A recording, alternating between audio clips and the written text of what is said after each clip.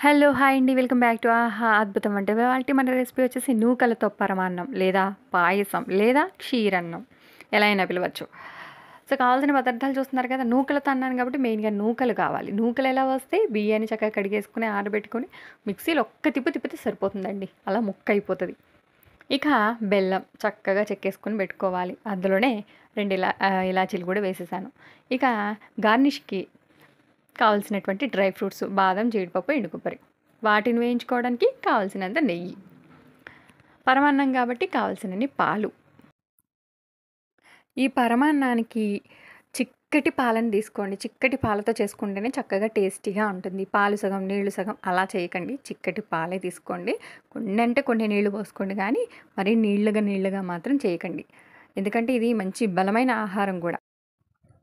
పాలను చక్కగా బాగా కాగనివ్వాలన్నమాట. చక్కగా 2, 3 పొంగులు రానివ్వాలి.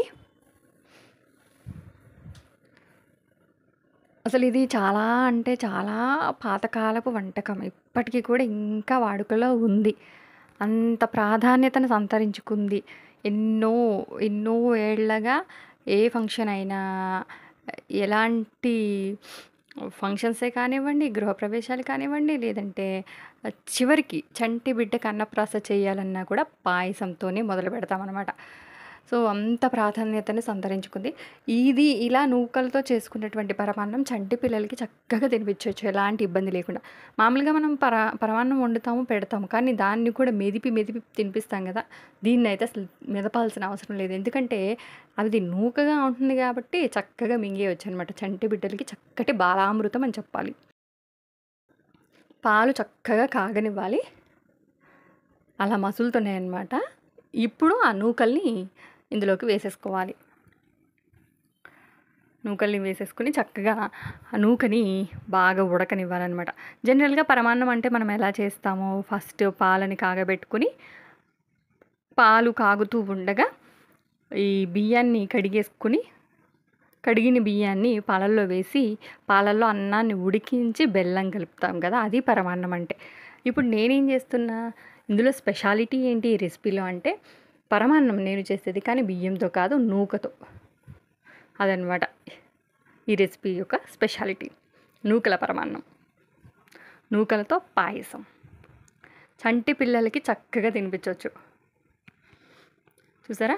రవ్వ ఉడికిస్తున్నాననమాట. నూకలు చక్కగా ఉడికిపోయినాయి. సగం ఉడికింది ఇప్పటికి.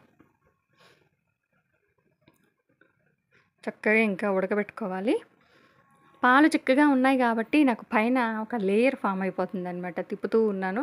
మీరు గమనించినట్టయితే చూడండి. పాలు చిక్కగా ఉంటే గనక అలా ఉంటుందనమాట. పైనంతా లేయర్ ఫామ్ అవుతూ ఉంటుంది ఉడికే కొద్దీ. ఇంకా మంచి టేస్ట్ వస్తదనమాట పరమాన్నానికి. సో, బాగా ఇంకా ఉడకనివ్వాలి. బాగా తిప్పుతూ ఉండాలి. దగ్గరుండి చక్కగా చేసుకుంటే చక్కగా ఉంటదనమాట. మాడిపోకుండా. సో, ఉడికిన తర్వాత నా దగ్గర కొంచెము కొబ్బరి తురుము ఉంది. కొబ్బరి తురుము వేస్తున్నాను. కొబ్బరి పొడి. పచ్చి కొబ్బరి అయితే ఇంకా బెటర్. ఇది నేను వేసేది ఎండు కొబ్బరి అనమాట. అంటే మనం చేసే పరమాన్నానికి ఇంకాస్త టేస్ట్ ఇంకా పెరుగుతుందనమాట ఈ కొబ్బరి పొడి వేయడం వల్ల. ఉంటే వేసుకోవచ్చు, లేకపోతే లేదు. ఇష్టం ఉంటే వేసుకునేది, లేకుంటే లేదు.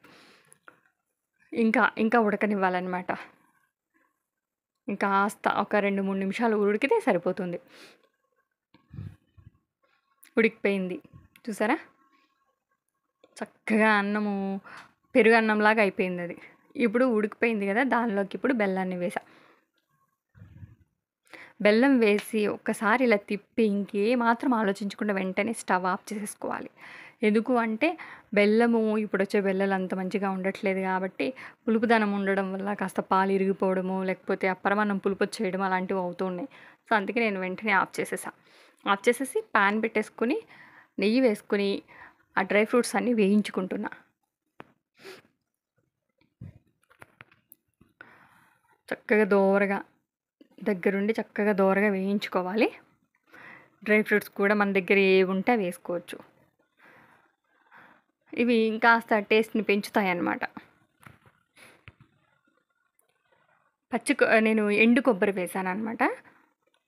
చిన్న చిన్నగా ముక్కలు కట్ చేసుకుని, ఎండు కొబ్బరి ముక్కలు వేసుకుని, వాటిని నేతిలో వేయించుకుని పరమాన్నంలో కలిపితే పరమాన్నానికి మంచి టేస్ట్ ఉంటుంది. సో స్టవ్ ఆఫ్ చేసేసాను. వేడిగా ఉంది కదా ఇది పరమాన్నం, బెల్లం కరుగుతుందనమాట. మధ్యలో ఒకసారి తిప్పుతున్నా. స్టవ్ ఆఫ్ చేసేసి ఇక స్టవ్ మీద పెట్టాల్సిన అవసరం లేదు. ఇక ఆ వేడికి ఆ బెల్లం అంతా కరిగిపోతుంది. చూడండి ఇలా తిప్పుతూ ఉన్నప్పుడే ఆ వేడికి ఇప్పటి వరకు చాలా వరకు మొత్తం కరిగిపోయింది. ఇంకాస్త అక్కడక్కడక్కడ పలుకులు ఉన్నాయి, అవి కూడా కరిగిపోతాయి అనమాట అలా తిప్పుతూ ఉంటే. పరమాన్నాన్ని చక్కగా పప్పు గుర్తుతో మెదిపేస్తే ఏ విధంగా అయిపోతుంది, అలా అయ్యింది కదా నూకల పరమాన్నం. అదనమాట. అందుకే ఇంకా చిన్నపిల్లలకి పెట్టడం డైరెక్ట్గా పెట్టేయచ్చు, చక్కగా మింగేస్తారు వాళ్ళు. కాకపోతే కొబ్బరి ఇవి వేయకూడదు చంటి పిల్లలకి కదా.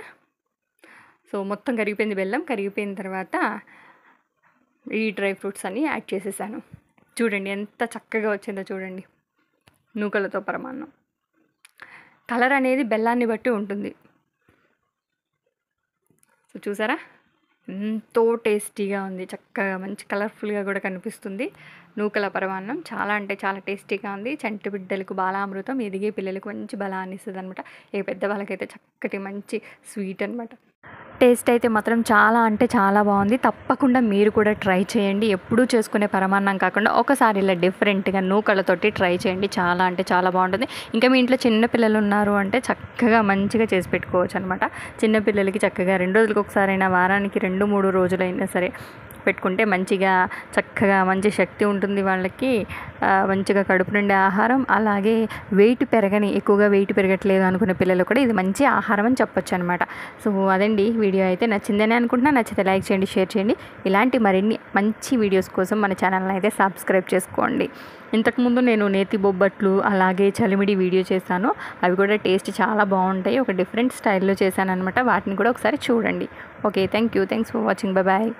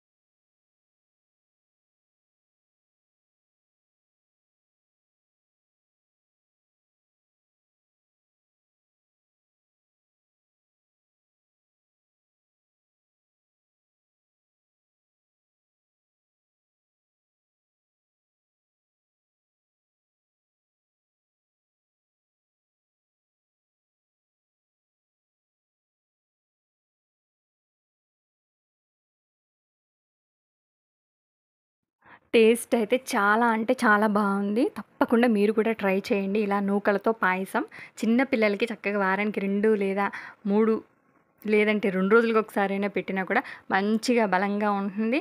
వెయిట్ పెరగని పిల్లలు కూడా వెయిట్ పెరగడం మొదలు పెడతారనమాట. సో అది ఇవాల్టి వీడియో అయితే నచ్చిందని అనుకుంటున్నా. నచ్చితే లైక్ చేయండి, షేర్ చేయండి. మరిన్ని మంచి వీడియోస్ కోసం మన ఛానల్ని సబ్స్క్రైబ్ చేసుకోండి. అలాగే నేను చలిమిడి వీడియో కూడా చేసి పెట్టాను. ఒకసారి దాన్ని కూడా చూడండి. అలాగే నేతి బొబ్బట్లు వీడియో కూడా చేశాను. చాలా టేస్టీగా ఉన్నాయన్నమాట 2 రెసిపీస్. ఒకసారి వాటిని కూడా మీరు చూడండి. ఓకేనా? Thank you. Thanks for watching. Bye.